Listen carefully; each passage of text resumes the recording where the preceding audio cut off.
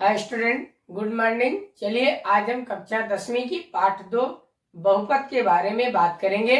तो हम पिछले वीडियो में बहुपद में बेसिक कंसेप्ट को देखा।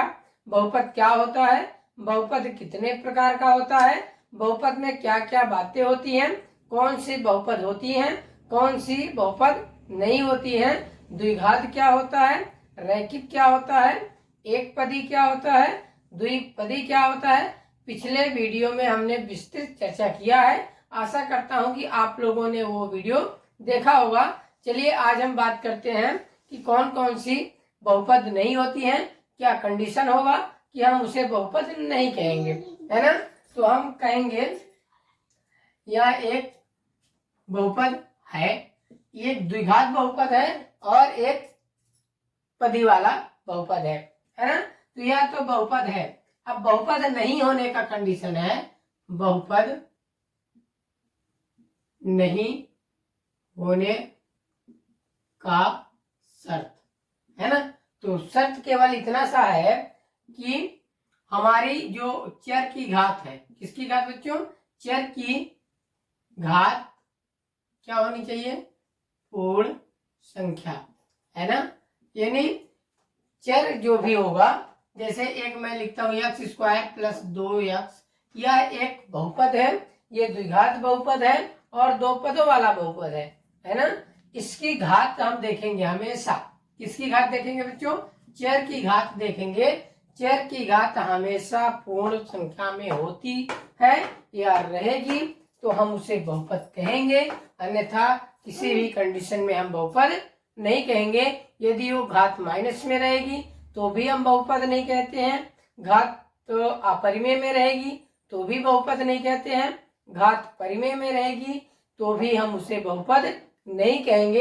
एग्जाम्पल के थ्रू हम देखते हैं तो क्या हो जाएगा, x की घात √2 प्लस 5, यह क्या है, एक बहुपद नहीं होगा क्योंकि ये अपरिमेय में है ना, अंडर में है, इसीलिए इसकी घात पूर्ण संख्याएं नहीं है, हम इसे बहुपद नहीं कहेंगे, है ना। और कंडीशन क्या हो सकता है, √x प्लस 6, यह क्या है, ये एक बहुपद है कि नहीं है, बिल्कुल यह बहुपद नहीं है क्योंकि x की जब रूट को हटाएंगे तो इसकी पावर 1/2 प्लस 6, ये क्या होगा, परिमेय संख्या में इसकी घात आ गई, यह भी क्या है, बहुपद नहीं है। तो ये हमें इनको बहुपद नहीं कहना है ना।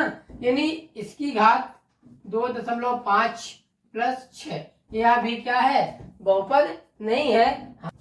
हम क्या देखेंगे, इसकी पूर्ण घातों को देखेंगे, यदि वो पूर्ण घात रहेगी तो हम उसे क्या बोलेंगे, बहुपद, है ना।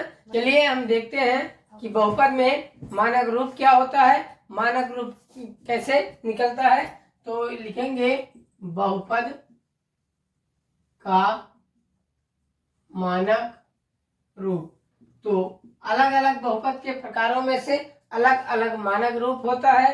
जैसे रैखिक बहुपद का मानक रूप, रैखिक बहुपद का मानक रूप, तो इसको क्या लिखेंगे, ax प्लस बी, ए यानी कोई भी संख्या हो जाएगी, है ना। तो 2x प्लस 6, है ना, 3y प्लस 9, ये इस तरह से हम कोई भी संख्या ले सकते हैं और a के स्थान पे कोई भी संख्या, b के स्थान पे कोई संख्या, तो ये हमारा मूल रूप है, इसी को बोलेंगे रैखिक बहुपद का मानक रूप। अब देखते हैं द्विघात का मानक रूप, द्विघात बहुपद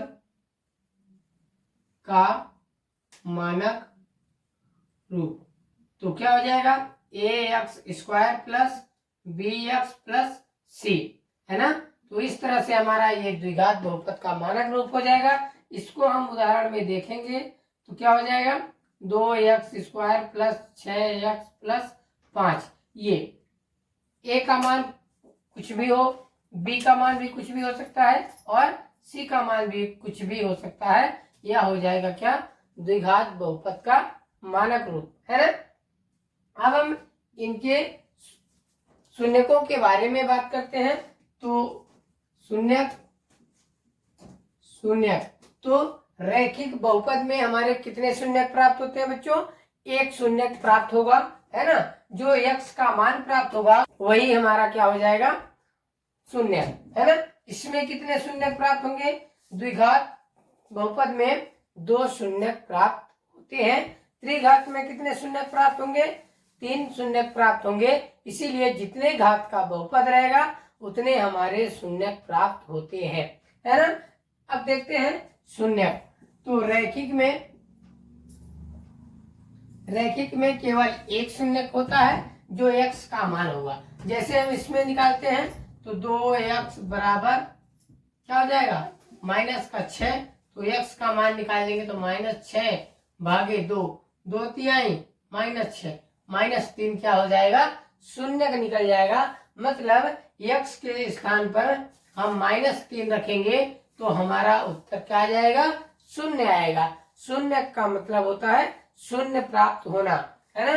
तो हम x में ऐसा क्या मान रख दें कि हमारा इसका उत्तर कितना प्राप्त हो जाए बच्चों?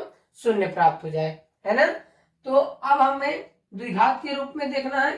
द्विघात समीकरण या द्विघात बहुपद में कितने शून्यक निकलेंगे?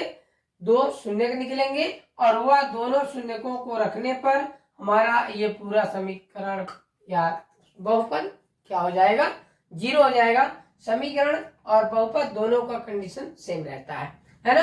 तो चलिए देखते हैं रैखिक। देखिए कितना होगा? 1। और द्विघात बहुपद में कितना हो जाएगा? 2 शून्यक, है ना। अब देखेंगे शून्यकों का योगफल क्या होता है, शून्यकों का गुणनफल क्या होता है। तो लिखेंगे शून्यकों का योगफल कितना हो जाता है? माइनस का x का गुणांक बटे में x स्क्वायर का गुणांक। तो ये द्विघात बहुपद में शून्यकों का योग है। द्विघात का है। द्विघात बहुपद में शून्यकों का योगफल क्या हो जाएगा? माइनस लगाने के बाद x का गुणांक। x का गुणांक क्या है? ये x होगा। x का गुणांक 6 है तो हम लिखेंगे 6 बटे x स्क्वायर का गुणांक। x स्क्वायर का ये गुणांक होता है, ये घातांक होता है। तो ये x स्क्वायर का गुणांक कितना है बच्चों? 2। तो इसको हम 2 कर देंगे और भाग दे देंगे तो कितना आ जाएगा? 3। तो शून्यकों का योगफल आपको समझ में आया होगा। माइनस x का गुणांक बटे में x स्क्वायर का गुणांक। इसे हम मानक रूप के अनुसार लिखेंगे तो क्या हो जाएगा? अल्फा प्लस बीटा बराबर क्या हो जाएगा? -b भागे a, है ना। तो अल्फा क्या होता है? पहला शून्यक, बीटा दूसरा शून्यक। यदि हम जोड़ेंगे तो -b बटा a के बराबर प्राप्त होगा। यानी हम इनका योगफल निकाल सकते हैं। अब हम देखेंगे गुणनफल। तो शून्यकों का गुणनफल यहां देख लेते हैं। शून्यकों का गुणनफल। तो शून्यकों का गुणनफल क्या हो जाएगा? तो होता है c बटे a। इसे हम दर्शाते हैं अल्फा इंटू बीटा। अल्फा पहला शून्यक होता है, बीटा दूसरा शून्यक होता है। तो अल्फा इंटू बीटा का मान क्या हो जाएगा? c बटा a। तो c हमारा ये कांस्टेंट यानी ये c लास्ट वाला होगा, बिना चर वाला।